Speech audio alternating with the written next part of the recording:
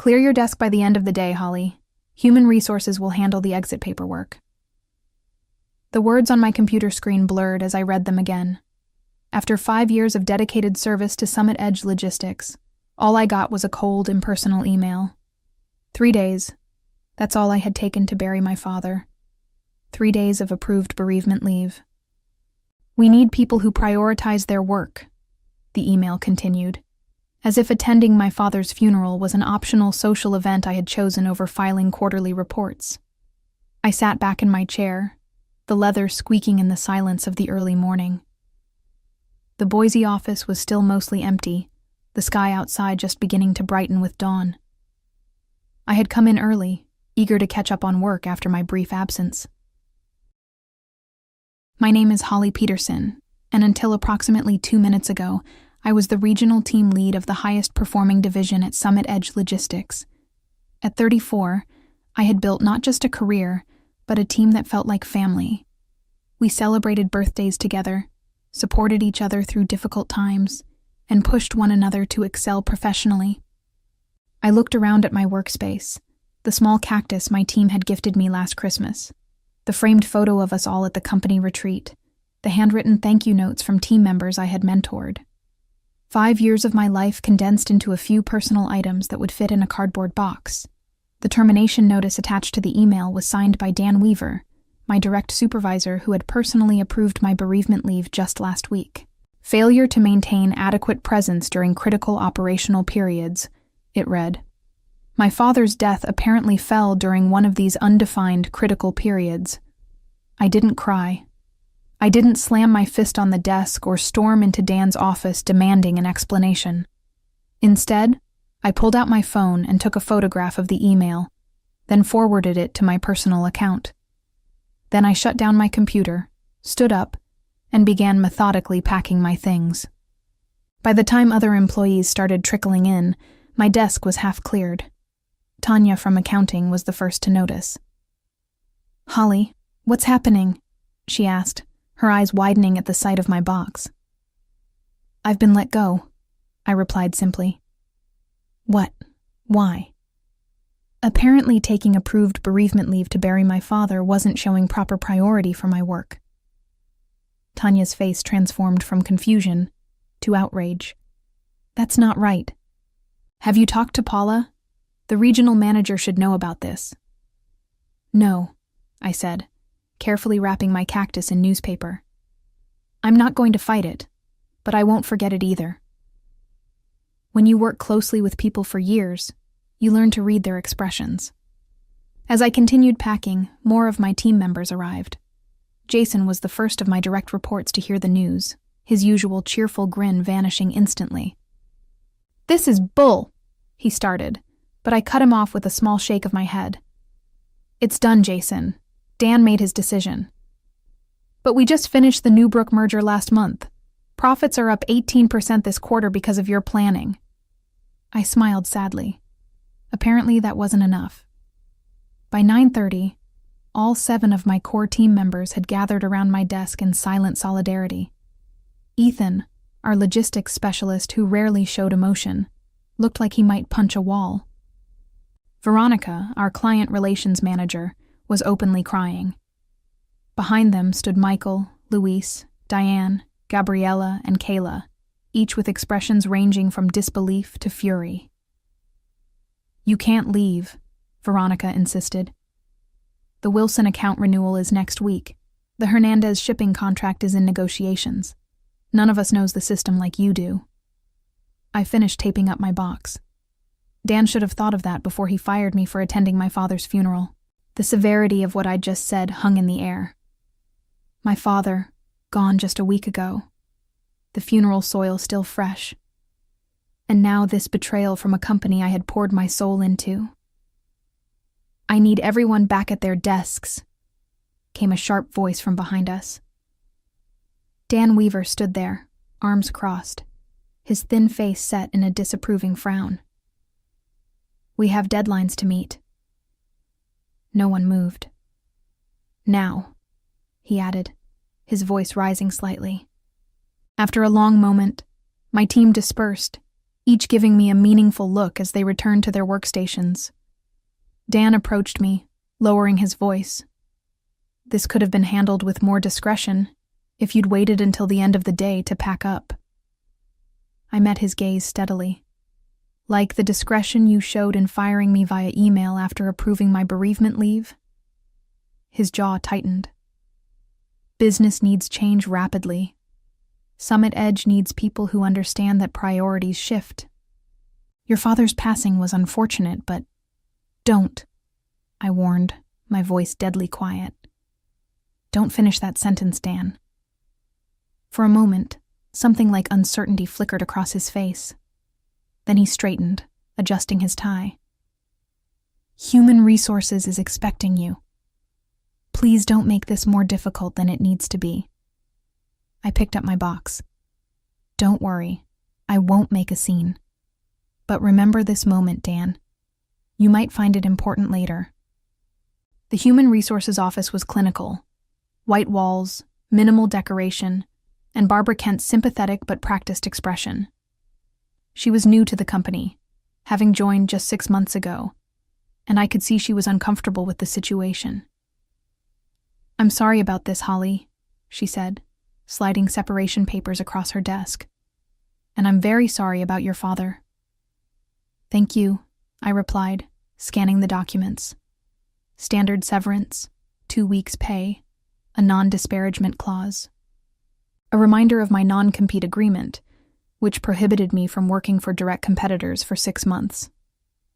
"Is there anything I should know about why this happened?" Barbara asked cautiously. "This seems abrupt." I debated how much to share, then decided on the truth. I pulled out my phone and showed her the email. 3 days of approved bereavement leave, and I'm fired for not prioritizing work. Barbara's professional demeanor slipped, her eyes widening. "This is the actual termination notice? Just an email? No performance improvement plan? No documented warnings?" "No, nothing." She frowned, making a note on her legal pad. "I need to verify some things with the legal department. Would you excuse me for a moment?" While Barbara stepped out, I gazed through the window. From this floor, I could see the Boise River winding through the city. My father had loved fishing that river. He'd taught me patience there, standing in waders as the current rushed past our knees. "The river moves, Holly girl," he'd say, "but the rocks stay steady. Be like the rocks." Barbara returned 20 minutes later, her expression carefully neutral, but her tight smile told me everything. Nothing would change. "Unfortunately, Idaho is an at-will employment state," she began. "The company is within its rights to—" "I understand," I interrupted, signing the documents without further argument. "Summit Edge can do whatever it wants, just like I can." She hesitated, then lowered her voice. "Off the record. This isn't right. If you wanted to pursue action—" "I don't," I said firmly. "But thank you." As I walked through the main office toward the exit, I felt eyes following me. My team watched silently, their faces somber. I gave them a small smile, my last act as their leader. Outside, the September air was surprisingly warm. I placed my box in the trunk of my car and sat in the driver's seat, allowing myself a moment to process everything. My phone chimed with a text message, then another, and another. "Jason, this is wrong. What can we do?" "Veronica, are you okay? Can we meet up later?" "Ethan, Dan's a spineless jerk. The team is furious." More messages poured in, expressions of outrage, support, loyalty. These people weren't just colleagues. They were my professional family. I started my car, a plan already forming in my mind. I wouldn't fight Summit Edge directly. I wouldn't sue, though I probably had grounds. No, I would be strategic, patient, like my father taught me. The rocks stay steady while the river rushes past. My phone rang. It was Hank Fleming, the CEO of Vertex Transport Systems, Summit Edge's biggest competitor. We'd met at an industry conference last year and kept in touch. He'd been trying to recruit me for months. It was time to return his call. The Vertex Transport Systems office was everything Summit Edge wasn't. Open concept, collaborative workspaces, and large windows framing the Boise skyline. Hank Fleming, a burly man with a silver beard and keen eyes, welcomed me with a firm handshake. "I've been hoping you'd call," he said, guiding me to a conference room. Though, I admit, I didn't expect it would be under these circumstances. Word traveled fast in our industry. Hank already knew about my termination, though not the details. I filled him in as we sat down, showing him Dan's email. "That's not just bad management," Hank said, frowning. "That's inhumane. Bereavement leave exists for a reason." "Summit Edge has always valued profits over people," I replied. "I just never thought I'd be on the receiving end." Hank leaned forward. "I'll be blunt, Holly. I want you on my team. Vertex is expanding our Pacific Northwest operations, and we need someone with your expertise. The division director position is yours if you want it." My heart skipped. Division director, a significant step up from my role at Summit Edge. More responsibility, more authority, better pay. "What about my non-compete?" I asked. Hank smiled. "Our legal team has reviewed it. It's overly broad and likely unenforceable. Plus, we'd cover any legal expenses if Summit Edge tried to enforce it." "I'd need to think about it," I said carefully. "Of course," Hank replied. "Take the weekend. We can talk specifics on Monday."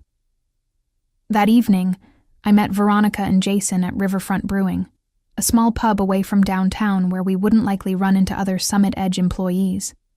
They arrived together, their expressions a mix of anger and concern. "How are you holding up?" Veronica asked, sliding into the booth. "I'm all right," I assured them. "It's been a challenging couple of weeks, but I'll land on my feet." Jason snorted. "Dan's a fool. The office is in chaos already. Nobody knows where the Henderson proposal files are stored, and the system access you had hasn't been transferred to anyone else." "That sounds like a Dan problem," I replied, taking a sip of my water. Veronica leaned forward. "It's more than that. Everyone's talking, not just our team. People are furious about how you were treated." I hadn't expected that. "Really?" "You were respected, Holly," Jason said. "Not just by us. The way Dan handled this. People are scared now. If they do this to you, their star team lead, what would they do to anyone else?" Veronica nodded. "Paula's been asking questions. The regional manager looks worried." "Good," I said simply. As we talked, more texts arrived from other team members. Similar stories of disorganization, frustration, and anger at management. Summit Edge was feeling my absence already. "What will you do now?" Jason asked. I hesitated. "I've had an offer from Vertex." Their eyes widened. "But my non-compete—" "Those aren't always enforceable," Veronica said quickly. She worked with contracts daily and knew the legalities, especially if they fired you without cause. That's what Vertex's legal team said, but it's still a risk. Jason's phone buzzed. He checked it and frowned. "Dan's calling an emergency meeting tomorrow morning. Saturday. He's never done that before." "The Wilson account review is due Monday," Veronica explained to me. "Nobody can find your analysis files." I smiled slightly. Those files were properly stored on the company server, but my particular organizational system wasn't immediately obvious to others. I hadn't anticipated this would become an issue, but I couldn't deny feeling a flicker of satisfaction. "I should get going," I said, gathering my purse. "Early appointment tomorrow." As I stood to leave, Jason caught my eye. "Holly, if you did go to Vertex, hypothetically speaking, would they be hiring?" I paused, studying their faces. "Hypothetically, yes, they're expanding rapidly." The look that passed between Jason and Veronica told me everything. Saturday morning, I met with Vincent Torres, an employment lawyer recommended by a friend. His office was small but elegant, with diplomas from prestigious universities adorning the walls. I explained my situation, showing him the email and termination notice. "This is textbook wrongful termination," Vincent said, removing his glasses. Firing someone for taking approved bereavement leave could be argued as both a breach of contract and a violation of good faith. "I'm not interested in suing," I clarified. "I just want to understand my options regarding my non-compete agreement." Vincent reviewed the document carefully. "This is overly restrictive. 6 months prohibition on working for competitors within a 300-mile radius? That's essentially telling you to leave the industry or relocate." "Is it enforceable?" I asked. "In Idaho? It's questionable, especially given the circumstances of your termination. Courts typically won't enforce non-competes when the employer acts in bad faith." He leaned back in his chair. "What's your plan, Holly?" "Vertex Transport Systems has offered me a position. Better title, better pay." Vincent nodded. "Summit Edge would have to prove that you're causing them actual harm by working there. Given that they terminated you, that's a difficult argument to make." He scribbled some notes. "I'd say proceed with caution, but don't let this non-compete prevent you from earning a living." Over the weekend, my phone continued buzzing with messages from my former team. The emergency Saturday meeting had apparently been tense. Dan was pressuring everyone to take on additional responsibilities to cover my absence, with no extra compensation. The Wilson account files had been located, but nobody fully understood my analysis methodology. By Sunday evening, I had made my decision. Monday morning, I called Hank Fleming. "I accept your offer," I told him, "but I have one condition." "Name it," Hank replied. "I want to build my own team. If my former colleagues from Summit Edge apply to Vertex, I want them to receive fair consideration." "Absolutely," Hank agreed. "If they're half as talented as you, we'd be lucky to have them." That afternoon, I signed my contract with Vertex, Division Director of Pacific Northwest Operations. The salary was 40% higher than what I'd been making at Summit Edge, with better benefits and a sign-on bonus. As I left Vertex's offices, I checked my phone to find 7 new messages, one from each core member of my former team. They all wanted to meet for coffee. Privately. Tuesday morning, I sat at a quiet corner table in a small coffee shop downtown, waiting. Jason arrived first, then Veronica. One by one, Ethan, Luis, Diane, Gabriella, and Kayla joined us until we filled 2 tables pulled together. "Summit Edge is imploding," Ethan said without preamble. "Dan's micromanaging everyone, Paul is breathing down his neck, and clients are asking questions." "The Wilson account is threatening to pull out," Veronica added. "They wanted to know why you weren't handling their renewal." I sipped my coffee, listening as each shared similar stories of chaos and frustration. "We heard you've accepted a position at Vertex," Jason finally said. The others grew quiet, watching me intently. "News travels fast," I observed. "We want to come with you," Veronica stated firmly. The others nodded in agreement. I studied their faces. "You all have good positions at Summit Edge, secure jobs. Are you sure you want to risk that?" "What security?" Luis asked bitterly. "If they'd fire you for attending your father's funeral, none of us are safe." "Vertex is hiring," I said carefully. "I can't promise anything, but I can refer you. Each of you would need to apply formally." "We already have," Gabriella revealed, pulling out printed copies of confirmation emails. "All 7 of us. Yesterday." I couldn't hide my surprise. "You applied before talking to me?"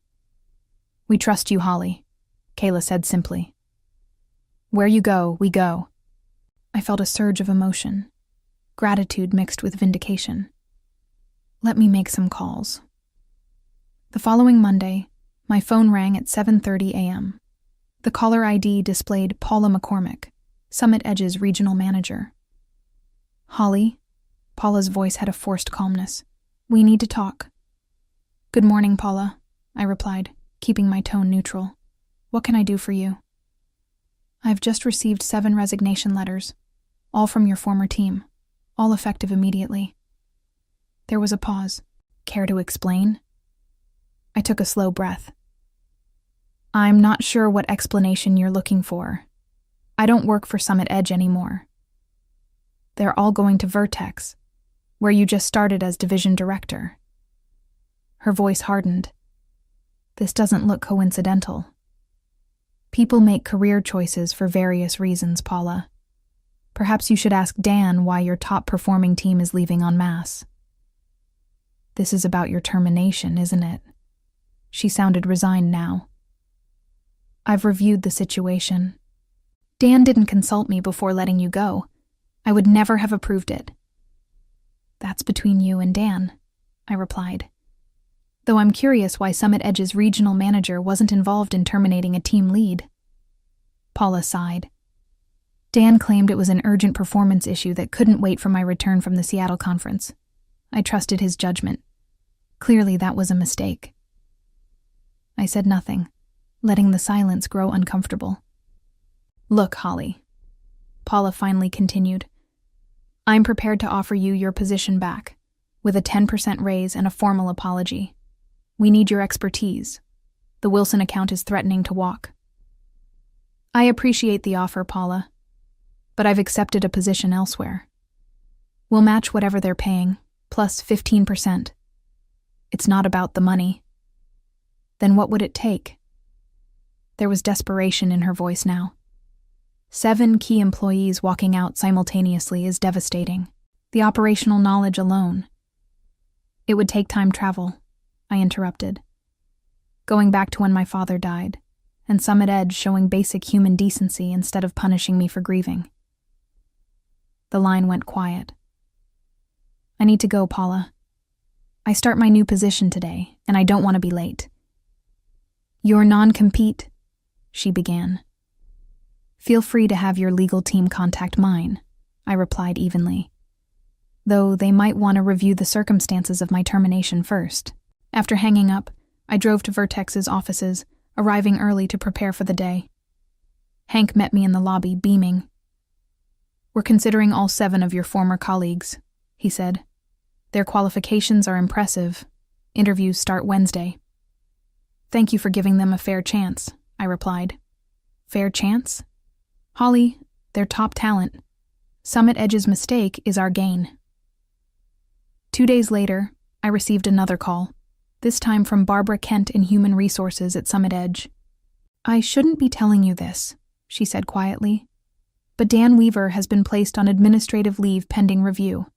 Paula's launching an investigation into management practices, particularly around bereavement and time-off policies.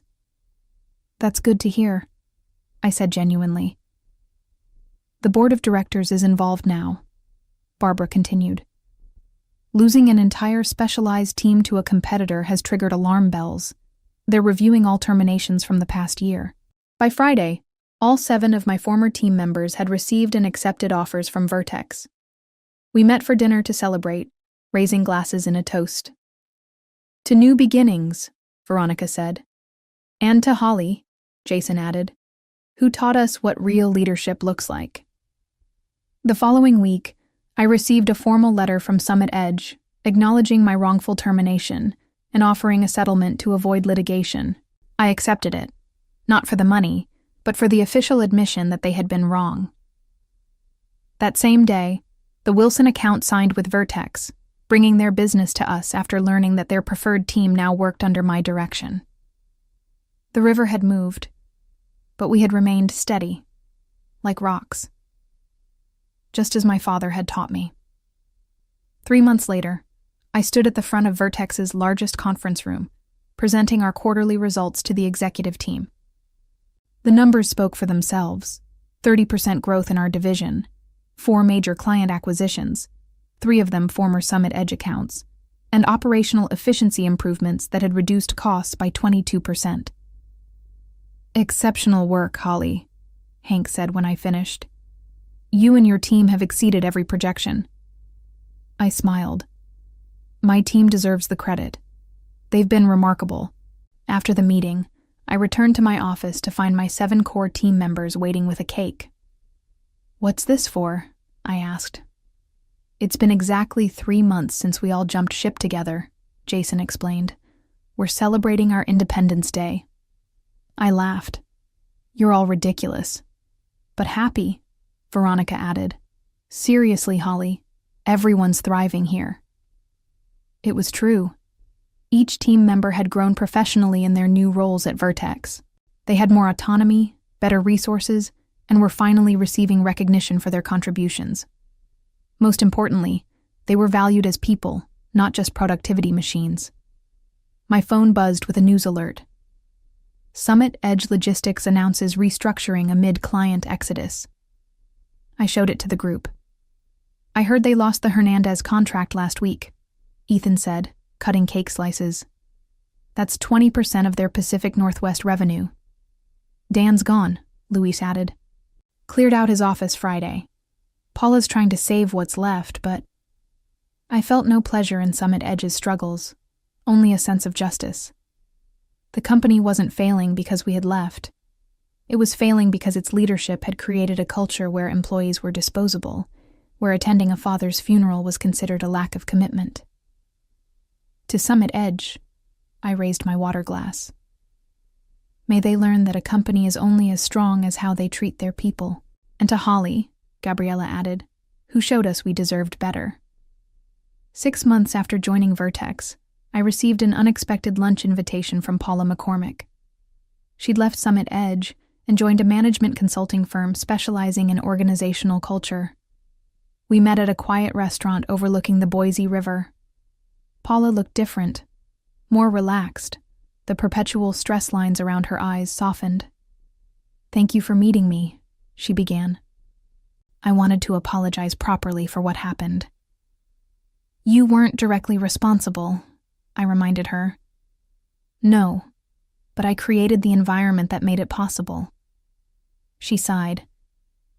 "After you and your team left, everything unraveled. The board brought in external consultants to evaluate what went wrong. The report wasn't flattering to any of us in leadership." I nodded, waiting for her to continue.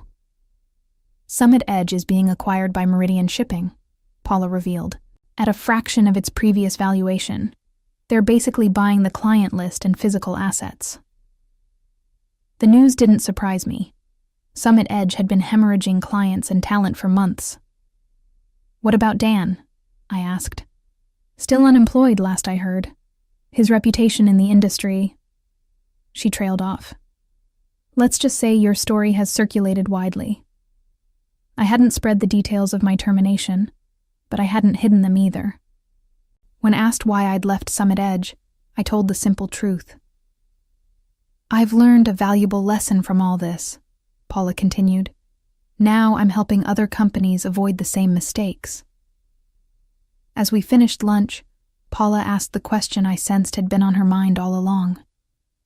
Was it worth it? Walking away quietly instead of fighting? I thought about my team at Vertex, thriving, motivated, and treated with respect.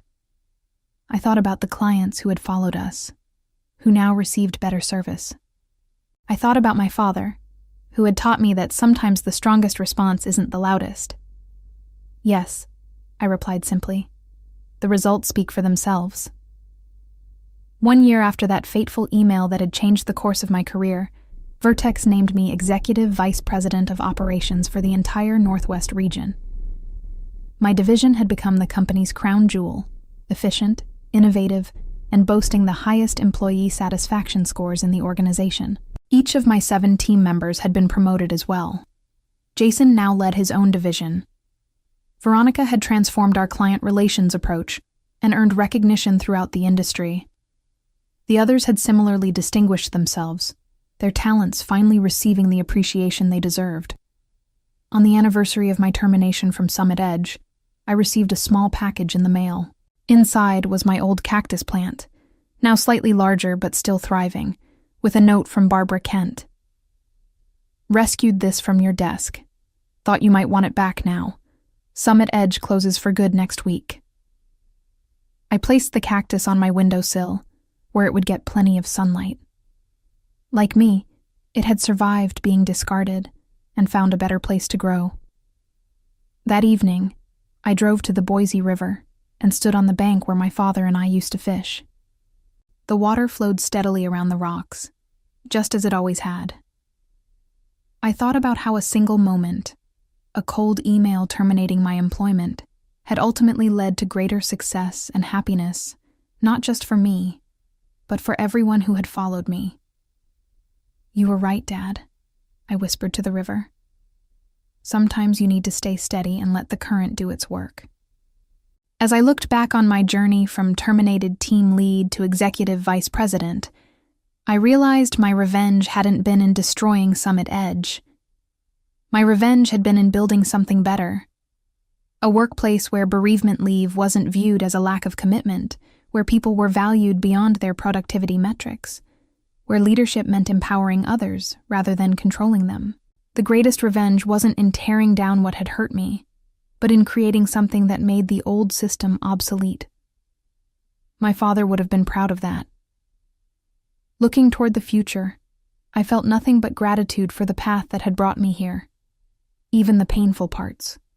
Sometimes the worst moments lead to the best outcomes, if you remain as steady as the rocks while the river of change rushes past.